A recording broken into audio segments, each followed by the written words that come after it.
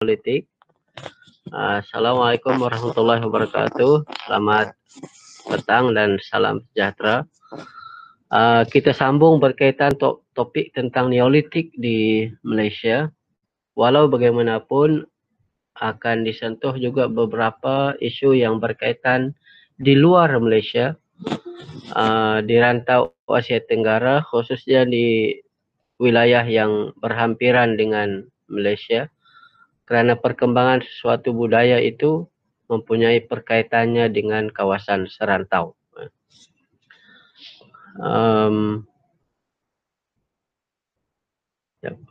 Ada yang masuk.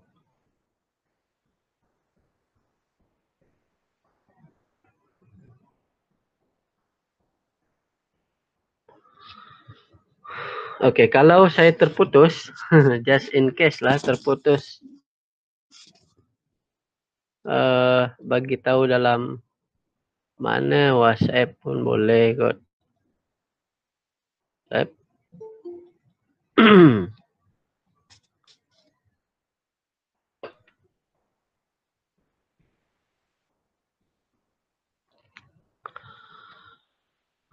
Okey, isu yang pertama ialah adakah perkembangan Neolitik di Malaysia, khususnya di Tanah Melayu ini, merupakan satu perkembangan budaya yang bermula atau berasal daripada kebudayaan Hoabinian ataupun kebudayaan Epipaleolitik, ataupun sebenarnya kebudayaan Neolitik di Tanah Melayu ini datang daripada luar, khususnya dari Thailand.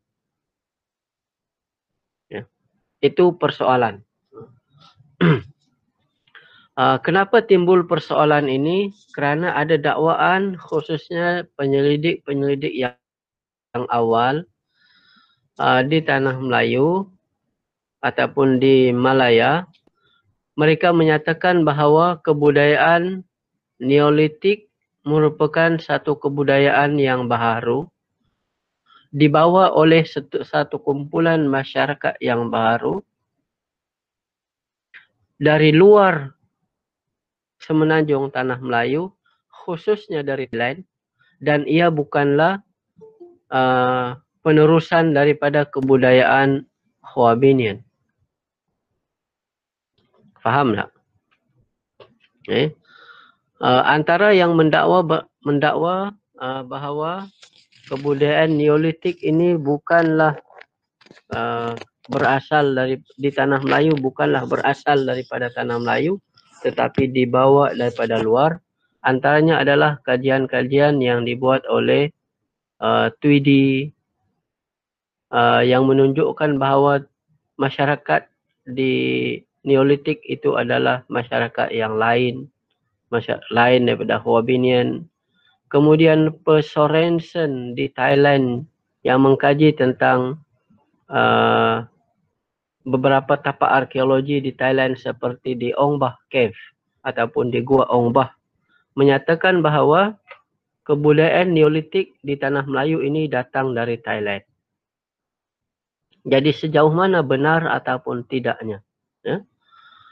Okey. Kita lihat beberapa situasi, dakwaan dan juga alasan ataupun hujah yang dilakukan. Pertamanya adalah, ada yang masuk lagi. Edwin.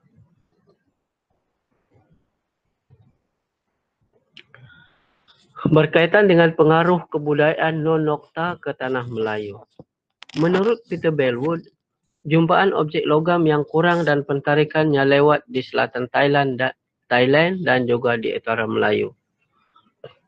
Kenapa disebut begini? Berdasarkan kepada Zul Azri masuk.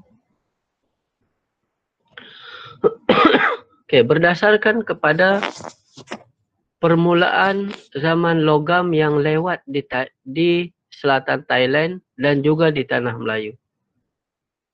Zaman logam, kalau kita sebut yang saya sebutkan minggu lepas dalam kuliah apabila kita memberikan definisi berkaitan dengan Neolitik, yaitu sebelum dijumpai apa-apa objek logam. So, di Thailand, lebih kurang 3.500 tahun sebelum Masehi, Neolitik di kawasan pedalamannya telah pun berakhir dan bermulanya zaman logam. Tetapi 3.500 tahun sebelum Masehi di semenanjung Tanah Melayu, sebahagiannya masih lagi Hoabinian. Kebudayaan Hoabinian itu lebih kurang dalam 5.000 ke 5.500 tahun dahulu atau 3.500 tahun sebelum Masehi, kebanyakan tapak di Tanah Melayu masih Hoabinian. Neolitik bermula agak lewat. Apabila Neolitik bermula agak lewat, logam pun bermula agak lewat, dan lebih awal perkembangannya di Thailand, ini kata Bellwood memungkinkan ataupun memberi satu petunjuk bahawa kebudayaan Neolitik di Tanah Melayu itu datang daripada utara, iaitu di Thailand.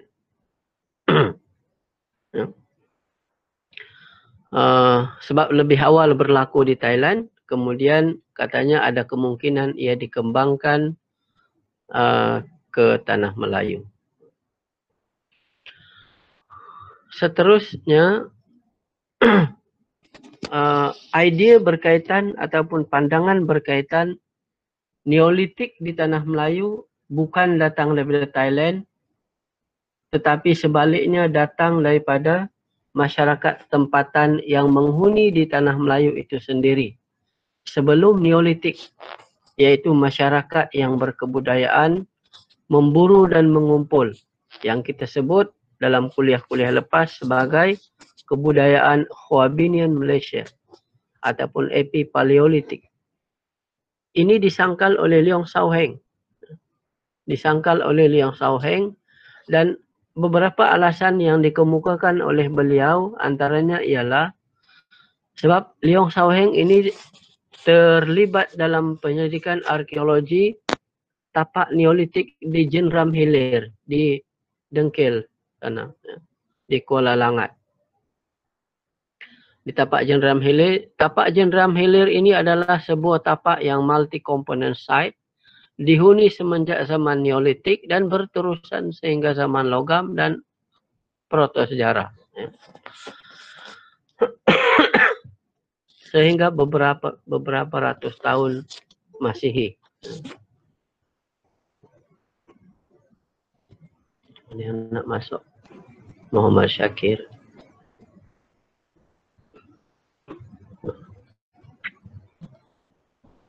Jadi berdasarkan kepada kajian Leong Sau Heng terhadap tapak Neolitik di Jenram Hilir, beliau menyatakan bahawa sebelum Leong Sau Heng menyangkal, selain daripada Bellwood, ada seorang lagi ahli arkeologis yang menyatakan bahawa kebudayaan Neolitik di Tanah Melayu berasal daripada Thailand. Dan daripada Thailand itu sebenarnya berasal daripada selatan China, iaitu di Yunnan. Ini dikemukakan oleh Profesor Per Sorensen. Beliau mendakwa bahawa penemuan satu jenis tembikar tanah, ya, saya ambil kat sini, satu jenis tembikar tanah yang dipanggil sebagai tripod pottery, yang di atas, dua di atas ini. Tripod pottery ataupun tembikar tanah berkaki tiga. Okey, tembikar tanah berkaki tiga ini telah dijumpai di Jenram Hilir. Di Jenram Hilir, di Selangor. Kemudian tembikar tanah berkaki yang lebih sempurna dijumpai di Jenram Hilir. Dan sisa-sisa serpihan tembikar tanah berkaki tiga ini juga pernah dijumpai di Sungai Siput. Gua Golbite di Sungai Siput.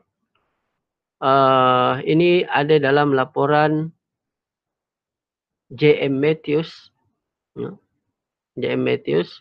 Kemudian tembikar tanah berkaki 3 ini juga pernah dijumpai di Bukit Tengku Lembu, Perlis.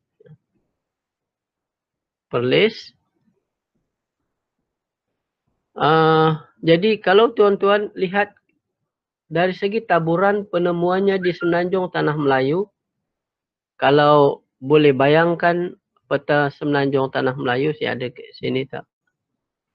Kalaulah boleh dibayangkan peta Semenanjung Tanah Melayu, satu di Kuala Langat, Dengkil Selangor yang lebih paling selatan, ada penemuan tembikar tanah berkaki 3. Kemudian ke utara sedikit, yaitu di Sungai Siput, Perak, dijumpai juga tembikar tanah berkaki 3. Ke utara, naik ke utara lagi, dijumpai di Perlis, tembikar tanah berkaki 3. Kemudian menyeberang sempadan negara di Thailand. Tentu sekali pada zaman prasejarah sempadan ini tidak wujud. Ke selatan Thailand juga dijumpai tembikar tanah berkaki 3. Sampailah di Bankau, Thailand. Kemudian ke atas lagi, ke utara lagi, sampai ke Yunnan, yaitu di Longshan. Longshan di selatan China, di area Yunnan.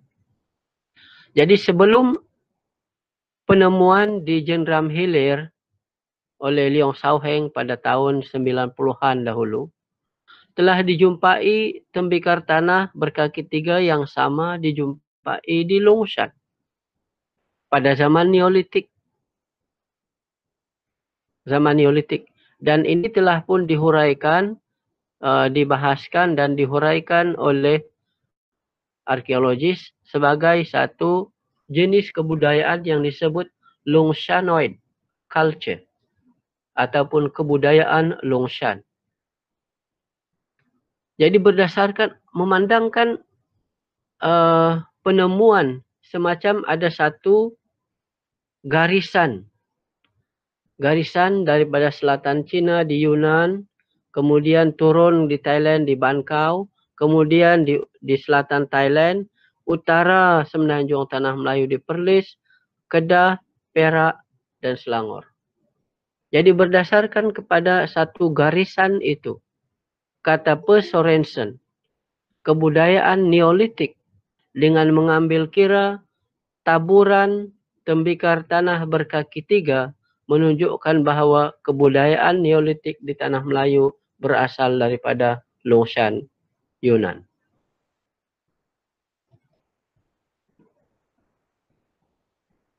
Setakat ni faham tak apa maksud saya?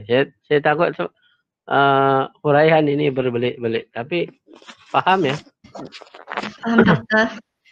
Sebab kalau bagus, sebab kalau dapat bayangkan peta Malaysia dan Thailand itu lagi bagus.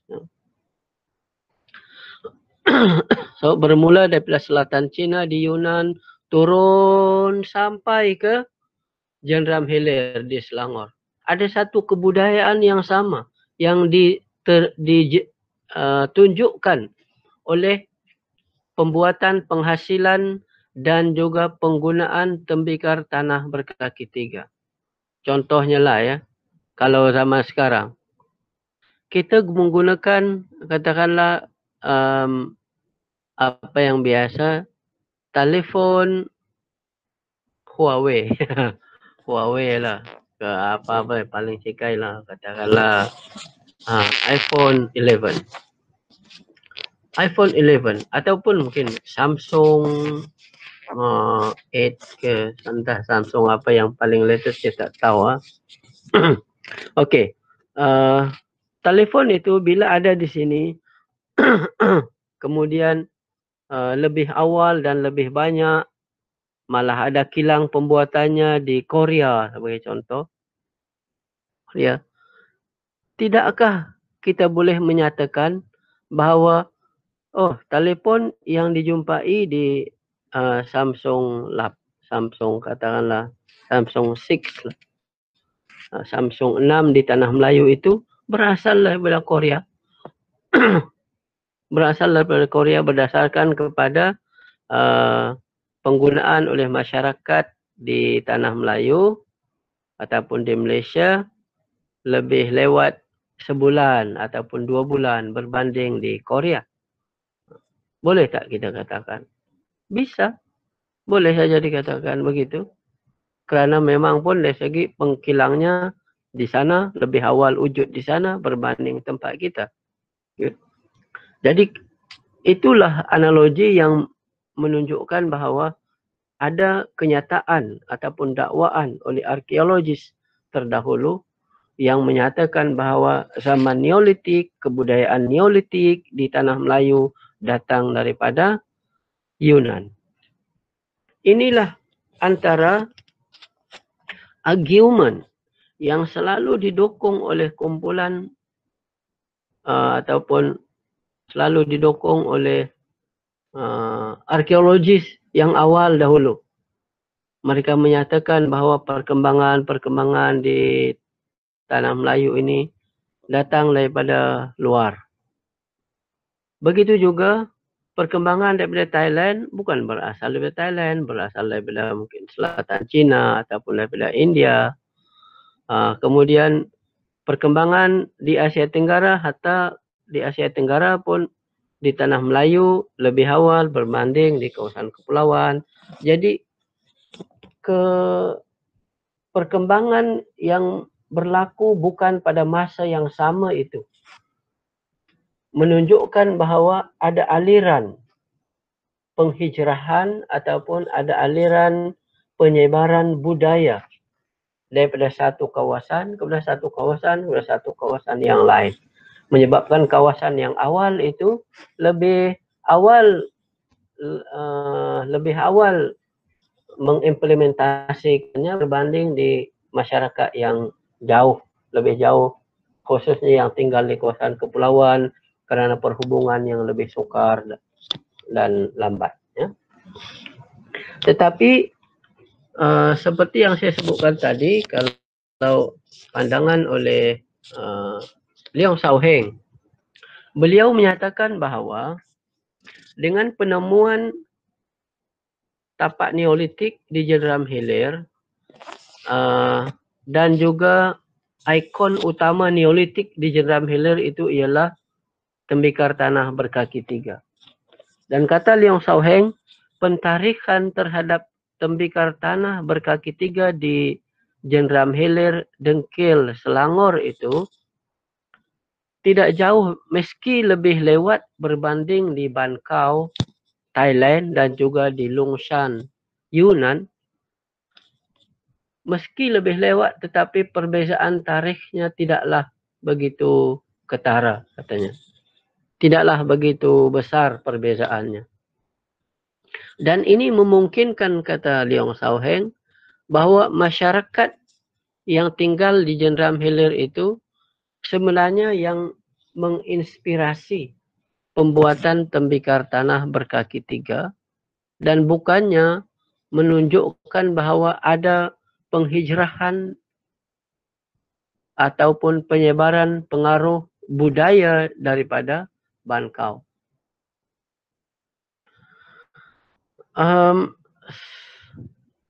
Jawapannya sama ada ya ataupun tidak, itu terserah pada tuan-tuan lah. Sama ada nak kata ada pengaruh daripada Thailand, Yunan ataupun perkembangan daripada tempatan. Jadi, tapi itu pandangan para arkeologis kita hasil daripada penyelidikan ataupun penelitian yang dilakukan. Ya. Kita tak boleh memberi satu argumen tanpa hujah dan bukti. Ya. Jadi, apa yang diberikan oleh mereka ini adalah argumen, sama ada cadangan, teori ataupun memberi satu sangkalan teori berdasarkan kepada hujah. Ada buktinya. Di Aditaha pula. Ya. Sebelum ini, seperti yang dibuat oleh GDG Sifking. GDG Sifking, N Sifking, iya. GDG Sifking dan juga N Sifking. sebelum ini telah membuat kajian arkeologi di Gua Cha, Ulu Kelantan, di kampung Tohoi sebelum Kuala Betis, di Kuala Betis, Ulu Kelantan. Beliau telah membuat kajian di Gua Cha dan mendapati ada sekurang-kurangnya 3 lapisan budaya. Tetapi yang paling jelas bahagian bawah disebut sebagai kebudayaan Hoabinian lebih kurang 10,000 tahun dahulu dan lebih kurang 5,000 tahun dahulu ada kebudayaan Neolitik. Dan berdasarkan kajian oleh J.D.G. Sivking, beliau menyebutkan bahawa berdasarkan kepada lapisan-lapisan ataupun data stratigrafi, iaitu lapisan-lapisan budaya, menunjukkan bahawa kebudayaan Hoabinian ini didukung oleh masyarakat yang berbeza dengan kebudayaan Neolitik. Maksudnya, masyarakat Hoabinian di Gua Cha adalah masyarakat yang berbeza dengan masyarakat Neolitik di Gua Cha. Di tempat yang sama. Gua yang sama, tapi ada 2 lapisan budaya, dan kedua-dua lapisan budaya itu, kata Sivking, didukung oleh manusia yang berbeza. Kumpulan masyarakat yang berbeda. Tidak ada kesinambungan. Ini berdasarkan kepada beberapa terdapat satu lapisan mandul. Lapisan mandul iaitu lapisan yang tidak berbudaya, yang memisahkan antara kebudayaan Hoabinian dan kebudayaan Neolitik.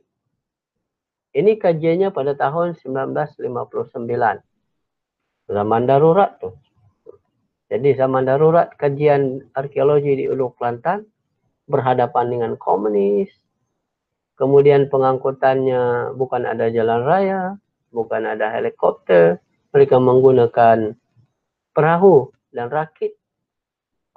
Perhatikan betapa atau bayangkan betapa sukarnya kajian arkeologi pada waktu itu. Tetapi alhamdulillah masih dapat dijalankan. Cuma dari segi kaedah-kaedah dan kemudian dokumentasinya tentu sekali kurang sempurna lah, sebabnya banyak kekangan. Pada tahun 1979, Adi Taha Arwah telah membuat kajian di tempat yang sama, di Gua Cha. Dipanggil sebagai re-excavation ataupun gali cari semula di tapak Gua Cha, di Gua Cha di Ulu Kelantan pada tahun 1979 sebagai kajian sarjananya. Dan kemudian beliau mendapati bahawa lapisan mandul yang disebutkan oleh Sivking itu dan yang juga disebutkan sebagai pemisah antara budaya Hoabinian dan Neolitik itu sebenarnya adalah lapisan banjir. Katanya lah lapisan banjir yang memungkinkan artifak-artifak ataupun ciri-ciri budaya, material culture yang ada pada lapisan tersebut hanyut. Jadi sebenarnya ada kesinambungan antara kebudayaan Hoabinian dan Neolitik, kata Adi Taha. Tetapi artifak budaya yang ada pada yang in between antara Hoabinian dan Neolitik itu telah hanyut disebabkan oleh banjir besar. Ini kenyataan. Kemudian dia buktikan ada berlaku banjir, memang berlaku banjir. Tetapi sejauh mana ia telah menghanyutkan dan memvanish ataupun menghilangkan, membinasakan bukti-bukti peralihan daripada budaya Hoabinian ke Neolitik itu soal lain. Ya. Kemudian sekali lagi beliau telah membuat kajian di Gua Peraling. Di Gua Peraling juga ada lapisan banjir sebab memang gua-gua tersebut terletak tidak jauh daripada tebing sungai. Jadi kalau banjir besar berlaku, Macam contohnya berlaku banjir pada tahun 2014 hari itu kan. Banjir besar di Kelantan. Dan di banyak tempat juga, termasuk di Pahang. Banjir besar. Memang kawasan tapak arkeologi tersebut tenggelam. Sebab selepas banjir surut, pasca banjir, saya sendiri pergi melawat tapak tersebut dan memang kesan banjirnya penuh dengan lumpur yang kemudian dah mengering. Maknanya boleh ada kemungkinan yang tinggalan budaya antara Hominin dan Neolitik itu telah pun terhapus akibat daripada fenomena alam.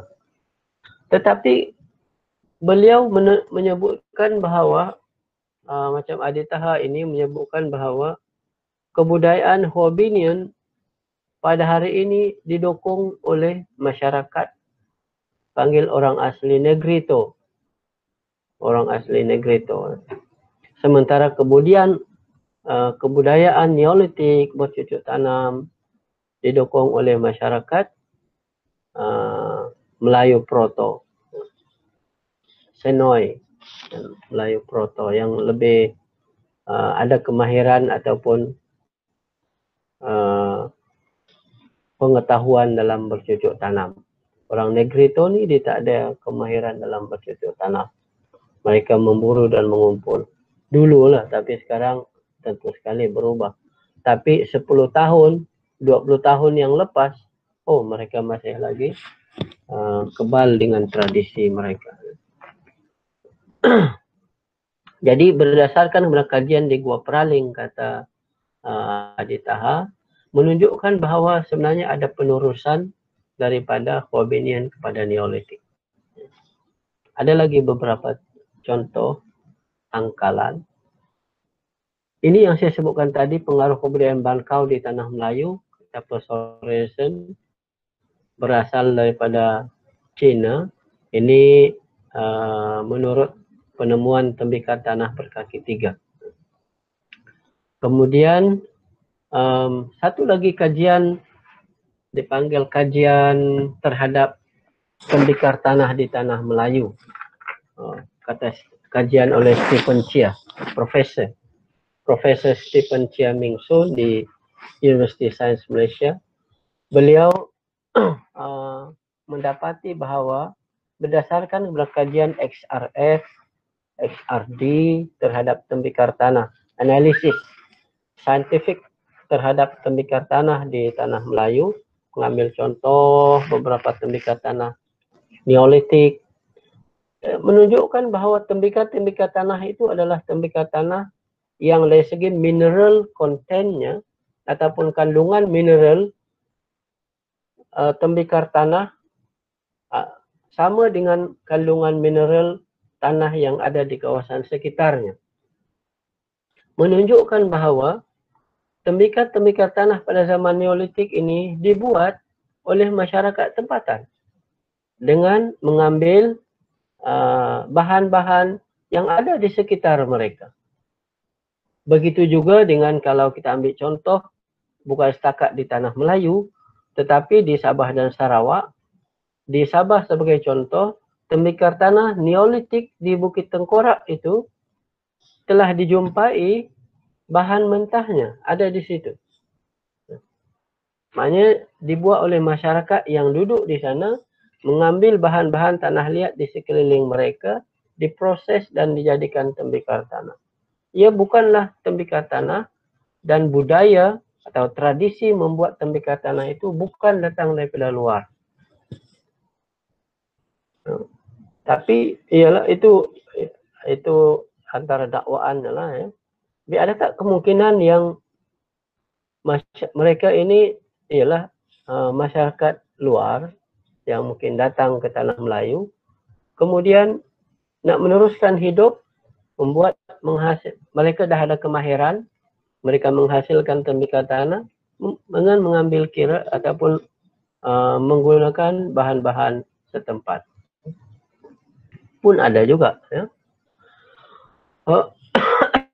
Ada banyak kemungkinan, jadi persoalan ini tidak berakhir di sini, ia akan berterusan lagi dan terserah kepada penyelidik-penyelidik seterusnya akan datang, ya.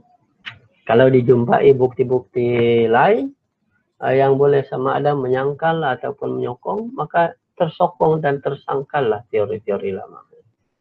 Ini contoh Bankau. Ini adalah gambar yang menunjukkan tapak arkeologi di Bankau. Bankau ini saya ada tak? Ya.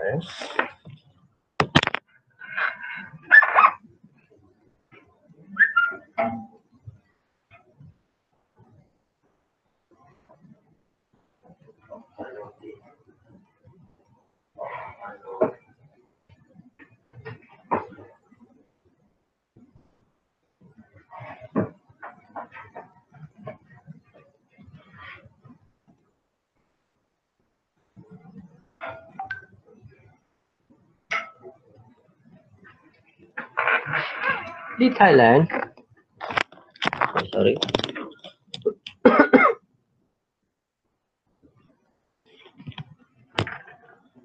Bankau ini awak boleh search dalam internet berkaitan dengan tapak Bankau ini sebagai satu tapak arkeologi, dan maklumat berkaitan dengan penemuan arkeologi di Bankau juga boleh diperolehi di Bulletin of the Indo-Pacific Prehistory Association. Bulletin itu boleh dicapai secara percuma. Awak type saja Indo-Pacific Prehistory Association Bulletin, ya. Conference, ya. Bulletinnya, dan di peringkat awal-awal tahun 80-an, 90-an banyak kajian berkaitan penerbitan berkaitan dengan penemuan di Bankau. Dan Bankau ini adalah contoh tapak Neolitik, yang menunjukkan adanya aktiviti pertanian, petempatannya di situ, pertanian di kawasan petempatannya, ada perkuburan di sana, dan perkuburan Neolitik, dan dijumpai banyak bukti yang menunjukkan bahwa mereka ini menanam padi pada zaman Neolitik. Dan di sini juga dijumpai tembikar tanah berkaki 3 yang saya sebutkan tadi, Bankau. Selain di Bankau, ada satu lagi tapak yang dipanggil sebagai Kok Panomdi. Kok Panomdi ini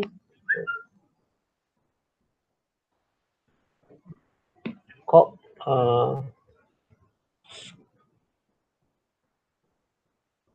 mana tabnya? Masya Allah lah.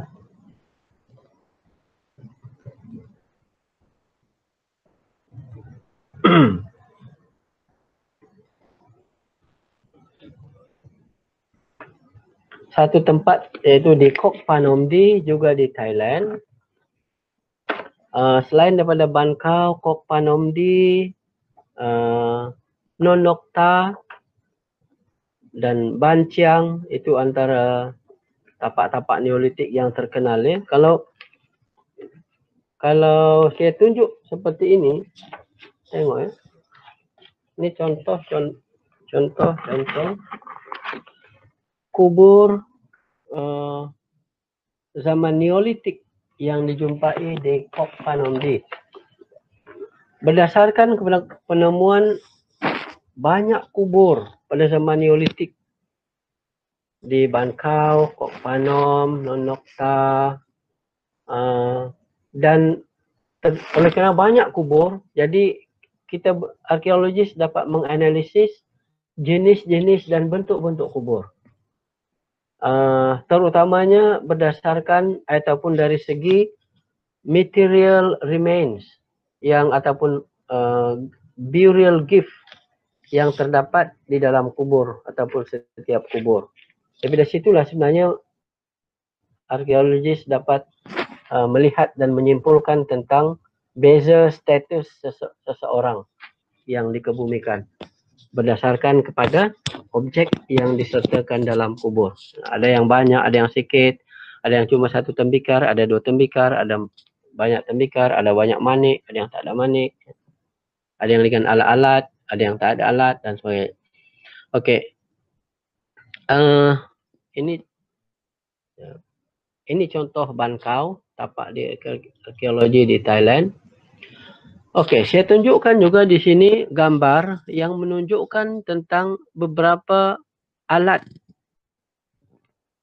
yang diperbuat daripada batu dan juga tulang pada zaman Neolitik yang memperlihatkan kemajuan dari segi jenis alat yang bentuk alat yang dihasilkan, jenis dan fungsi alat yang dihasilkan, kaedah pembuatan alat juga sangat berbeza dengan alat yang dihasilkan pada zaman sebelumnya.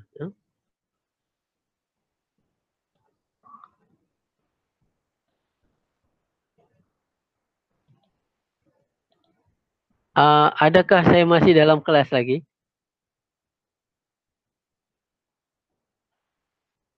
Ataupun sebenarnya saya dah terputus?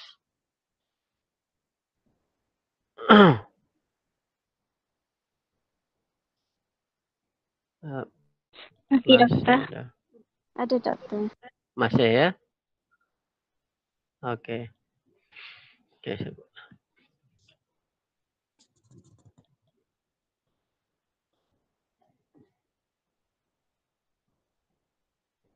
Lambat. Kalau kita perhatikan di sini, alat-alat batu yang dihasilkan, kebanyakannya dah mempunyai bentuk dan fungsi yang lebih khusus. Dan bentuk-bentuk seperti ini juga menunjukkan ia lebih rumit untuk dihasilkan, tetapi mampu dihasilkan oleh masyarakat Neolitik. Menunjukkan bahawa masyarakat Neolitik ini sememangnya telah mengalami satu revolusi yang sangat jelas dari segi peradaban, pemikiran dan teknologi mereka. Kita lihat ada di sini yang mencangkuk-cangkuk. Ini adalah mata kail. Mata kail daripada batu. Ingat senang ke nak buat mata kail? Awak nak buat kapak genggam pun susah. Ini kan pula mata kail yang begitu halus. Kemudian ada harpun, tombak bergerigi yang biasanya digunakan untuk menangkap ikan dan sebagainya. Kemudian kebanyakan alat batu yang dihasilkan juga diasah dan digilap sehingga kan ia kelihatan begitu halus dan lebih kemas.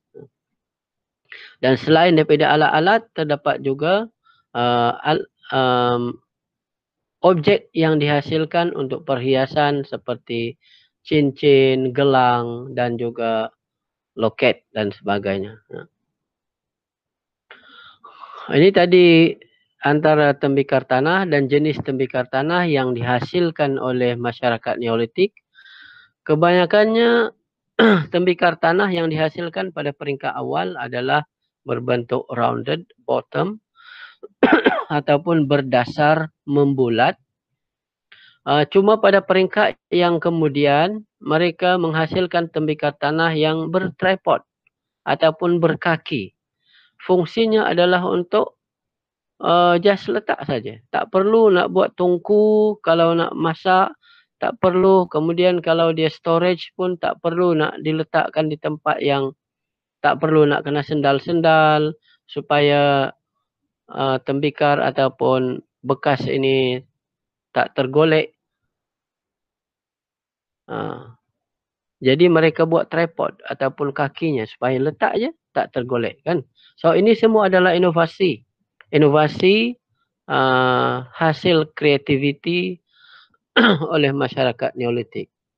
Dan juga yang sebelah kiri bawah ini yang macam apa ni? Macam cawan ini. Goblet. Tetapi ini sebenarnya adalah panggil tempat nak simpan benang tu. Tempat simpan benang, dia lilit kan. Kalau ada mesin jahit kan kita letak yang lilit benang letak ke atas, kemudian kita letak dia pusing je. So ini sebenarnya adalah tempat simpan benang. So, ini menunjukkan bahawa masyarakat pada zaman Neolitik ada kemahiran untuk apa? Menenun pakaian, menenun kain. Menenun kain tentulah untuk buat pakaian. Sama ada pakaian ke selimut ke sokati lah. Tapi ada menenun kain. Bila ada menenun kain, masyarakat pada zaman tersebut ada pakaian. Jangan kata masyarakat zaman prasejarah aja semua telanjang. Atau zaman masyarakat prasejarah aja selalu orang akan mendakwa. Mana mungkin masyarakat zaman dulu-dulu ni selalulah orang akan cakapkan. Contohnya, tak mungkinlah Adam bermula daripada zaman prasejarah dulu. Yang orang dulu-dulu tak pakai pakaian, pakai cawat ke apa sahaja. Come on baby. Zaman Neolitik, masyarakat prasejarah, kalau di Asia Barat, di Palestina, 10,200 tahun dahulu, mereka sudah ada pakaian. 10,000 tahun sebelum Masih, bukan dahulu lagi. Kalau di Tanah Melayu, lebih kurang 2,500 tahun dahulu, mereka sudah ada kemahiran untuk membuat pakaian. Jangan kata masyarakat dulu ni primitif sangatlah. Ya. Ada kemahiran. Sebab itu manusia yang berakal moden ini, dia mesti akan cari satu penyelesaian kepada masalah. Contohnya, tidur sejuk. Mesti cari benda yang boleh menutup, menghalang daripada sejuk. Jalan-jalan kena ada nyamuk ke apa ke, kena pakaian. Lepas tu tim rasa malu, nampak dia punya, nampak aku punya, malu. Lepas tu kena tutup. Kena tutup. Ini semua ciri-ciri yang ditunjukkan tak bersalahan pun ataupun tak bercanggahan pun dengan agama.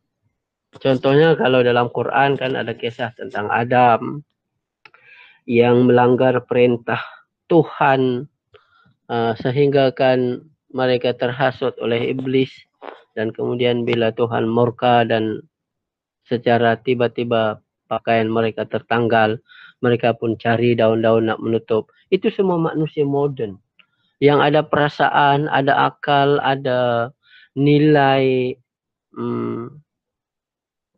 maruah, harga diri, malu.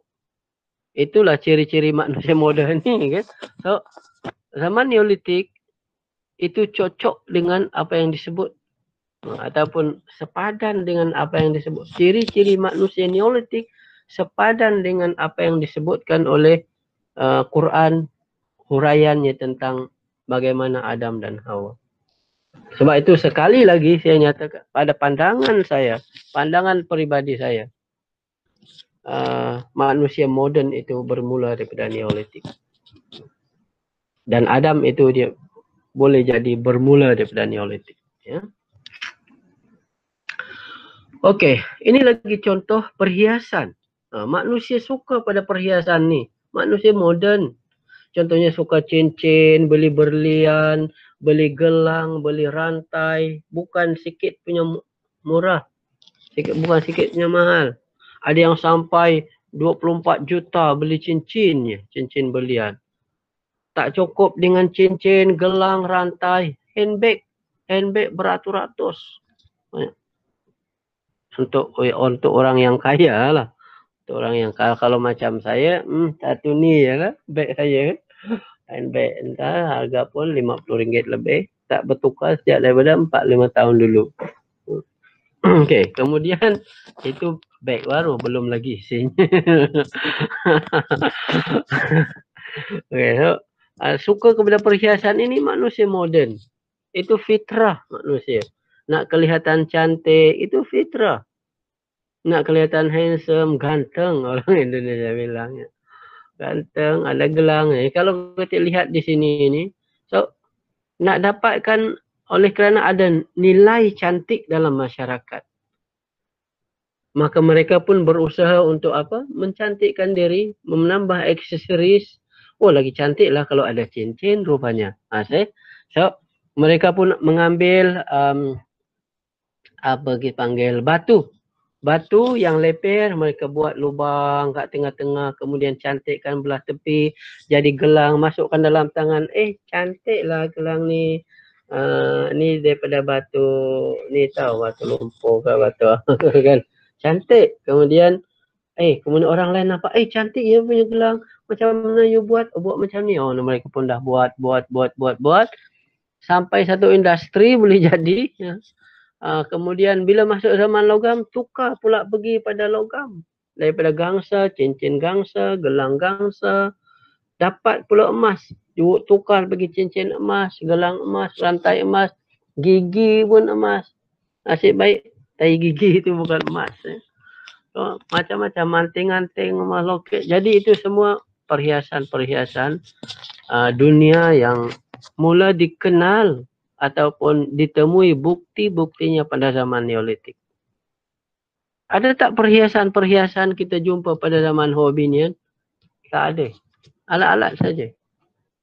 Maka paling-paling pun mungkin ada catan. Tapi tak ada bukti yang menunjukkan bahawa mereka cat muka mereka gitu. Kita tak jumpa. Ada di sprinkle pada tulang-tulang, yes, ya ada. Tapi perhiasan yang nampak lebih complicated dan ini berlaku pada zaman Neolitik. Ya. So, ada juga gelang yang diperbuat daripada kulit siput jenis gastropods. Ya. Kulit siput yang jenis melingkar-lingkar panjang kan. Melingkar-lingkar, kalau you pernah nampak, lingkar-lingkar panjang tu, dia potong lingkaran tu, kan ada gelung-gelung tu, dia potong gelung-gelung tu, dia asah cantik-cantik, buat gelang. Jadi gelang. Ada juga batu, macam saya sebutkan tadi, jadi gelang. Jadi cincin, jadi gelang. Kemudian kalau this shell, ya, ataupun kulit kerang tu ada yang jenis cantik-cantik, lepas-lepas dia tebuk, buat lubang.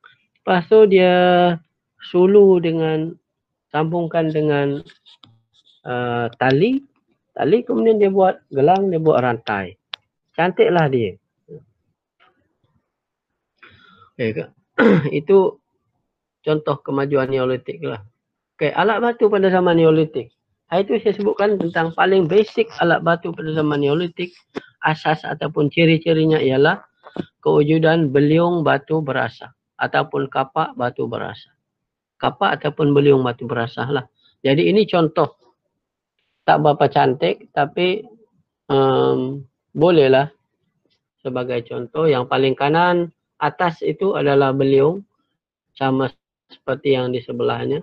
Sementara yang hitam ini kelihatan seperti kapak. Ya.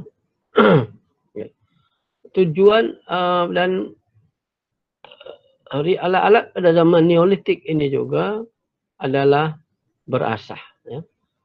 Dan setengahnya bergilap. Saya nak berhenti pukul 4 boleh? Saya nak berhenti pukul 4. Kalau tak siap, nanti kita akan sambung lagi. Sebabnya saya nak pergi ada urusan kat luar sekejap. Ya. Saya pukul 4 nanti saya berhenti. Okey, dari segi teknologi alat batu, ciri asasnya ialah tadi sebut beliung ataupun kapak batu berasah. Dan masih ada keragaman di antara tapak. Alat-alat batu daripada serpihan masih digunakan. Ada alatan lain yang diperbuat daripada kulit kerang, kulit binatang, tulang binatang. Bentuknya bersifat lebih khusus serta kegunaannya juga khusus. Contohnya kalau kapak untuk memotong, beliung untuk mencangkul dan sebagainya. Okay. Ada tak contoh atau bukti penemuan berkaitan dengan alat yang diperbuat daripada kulit kerang? Macam mana kulit kerang boleh jadi alat kapak? Ada tahu kapak-kapak ataupun beliung yang diperbuat daripada kulit kerang. Ada dijumpai kebanyakan penemuannya di kawasan kepulauan. Seperti kalau di pantai timur Sabah ke Sulu, tetapi dekat sempadan dengan Sabah di Pulau Balobok. Balobok Rock Shelter Pulau Tawi-Tawi, Balobok Rochelle, Pulau Tawi-Tawi. Pulau Tawi-Tawi di Gua Balobok. Balobok dijumpai banyak alat batu, alat berasah dan bergilap Neolitik, tetapi bukan daripada batu, tetapi daripada kulit kerang. Jadi kulit kerang yang diambil di bahagian buntut. Buntut ini kulit kerang kan, di bahagian ambil bahagian buntut yang tebal tu. Okay, kemudian dijumpai juga alat seperti ini di Balambangan. Balambangan Island ni, agak-agak Balambangan ni di Malaysia ke bukan di Malaysia? Balambangan. Kalau yang tak pernah dengar masih kata ini bukan di Malaysia. Di Malaysia tuan-tuan, ya, iaitu di Kudat, sebelah Pulau Banggi. Di sana ada satu tapak gua, panggil saja gua di Balambangan, dan dijumpai alat-alat yang diperbuat daripada kulit kerang. Ini contoh penemuan di Palawan. Okay. Palawan dan Sulu. Palawan ini ke utara sedikit saja daripada Pulau Banggi. Pulau Banggi dan Pulau Balambangan. Tadi saya sebutkan kebanyakan penemuan alat yang diperbuat daripada kulit kerang ini dijumpai di kawasan kepulauan. Sebab mereka ni banyak, benda tu banyak di sana. Bahan mentah daripada kulit kerang yang besar-besar itu banyak dijumpai. Kalau zaman dulu lagi, hatta tahun 80-an pun, 90-an dulu pun masih dijumpai. Kalau awak pernah jumpa kulit tiram yang biji permatanya tu cantik dan mahal itu, dia punya kulitnya besar-besar, singki dapur besar-besar. Jadi bila dah sebesar-besar itu, dia punya kulit tu mesti dah tebal dan ia boleh dibentuk menjadi alat, ya, kapak dan beliung. Ini dijumpai di Palawan, ada di Kepulauan Sulu, di Balambangan juga ada, dan di Tawi-Tawi. Ini juga di Filipina pun dijumpai alat-alat ini dipanggil beliung batu berbahu. Berbahu sebab ada semacam bahu kat sini, ya. Ini semua adalah kesan dibuat khas untuk diikat pada tangkai.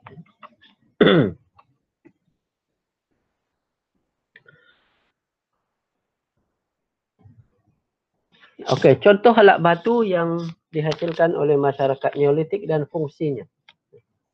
Beliung batu sebagai pengerek macam cangkul lah. Proses seperti cangkul. Kapak batu sebagai pemotong. Mata anak panah tentulah untuk memanah. Mata lembeng tentulah untuk membujak ataupun melembing binatang. Pisau, alat batu sisa repihan. Alat batu sisa repihan ini banyak dijumpai pada zaman Paleolitik. Zaman Paleolitik pun ada, Epipaleolitik atau Hoabinian pun ada, tapi zaman Neolitik pun masih ada. Ya. Masih ada sebab contoh batu teras yang digunakan, bila kita nak convert ataupun nak jadikan batu ni jadi kapak, kita mesti nak repeh tepi-tepi tu. Nah, sebelum kita direpeh dan kita asah. Jadi kesan sisa repihan itu yang disebut alat batu sisa repihan. Masih lagi digunakan pada zaman Neolitik untuk berfungsi untuk pengikis, peraut dan sebagainya. Dan ada pula sisa repihan itu yang kemudian diubah suai. Biasanya jadi macam mata kapak kecil. Tapi awak jangan bayangkan kapak yang besar. Dia sebesar-besar macam hujung pen ni saja. Kecil. Biasanya digunakan untuk penubuk lubang. Dan itu kita panggil sebagai waste utilized flake tools ataupun alat batu sisa terguna. Kalau tak diubah suai, sisa itu tak diubah suai, kita panggil sisa repihan saja. Alat batu sisa repihan.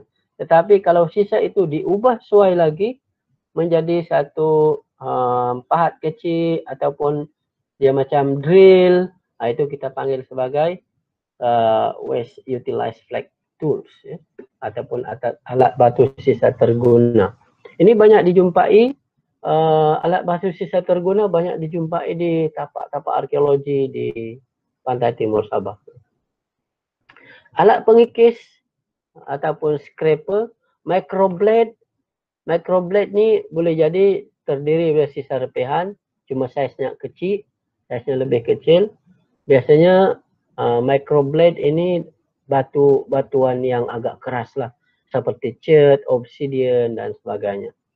Dan juga mata kail. Cuma mata kail di Malaysia kita tak jumpa. Banyak dijumpai di kawasan kepulauan Filipina yang berkaitan dengan penangkapan ikan di Malaysia. Kita jumpa ladung, batu pemberat pukat. Okay. Batu pemberat pukat ada dijumpai di Ulu Kelantan. Net sinkers kita panggil. Ataupun penenggelam jaring. Okey, dari segi cara penggunaannya juga, cara penggunaan alat-alat batu pada zaman Neolitik tidak lagi dengan cara sentuhan terus. Sentuhan terus seperti kalau kapak, kalau saya ambil contoh kapak ni ya. Ini alat batu pada zaman sebelum Neolitik. Ini alat batu Paleolitik. Ya, alat batu ini kapak genggam. Kalau sebelum Neolitik, dia akan cara menggunakannya ialah dia ambil alat ni, kemudian dia just ketuk-ketuk gitu. Dia guna terus dengan sentuhan terus. Ya.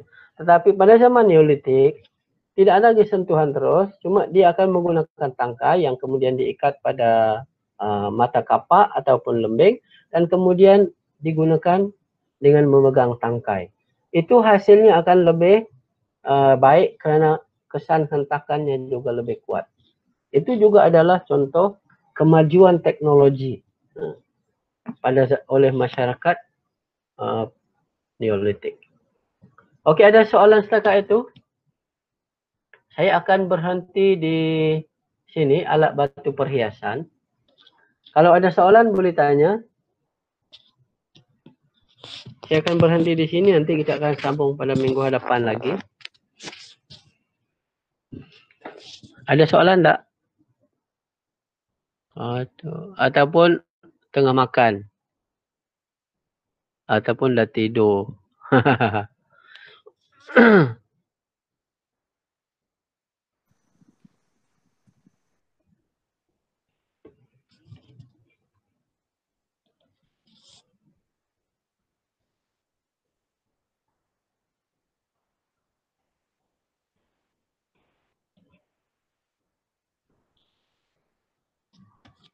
Okey, kalau saya tengok kat sini. Okey, kalau tak ada apa-apa soalan, saya berhenti di sini dulu. Kita berhenti di sini pukul 4 ni. InsyaAllah kita akan sambung lagi kuliah pada minggu hadapan. Waktu pun mungkin lebih kurang sama juga. Hari ini hari Selasa ya. Waktu yang sama pukul 3 juga. Kalau tak ada apa-apa soalan, kalau ada nak tanya berkaitan dengan tugasan sama ada tugasan esei ataupun video dokumentari, boleh tanya dalam grup WhatsApp kita.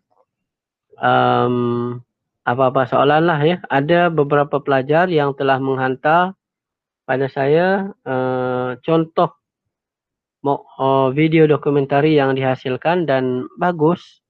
Saya dah komen dan cuma perlu beberapa penambahan gitu.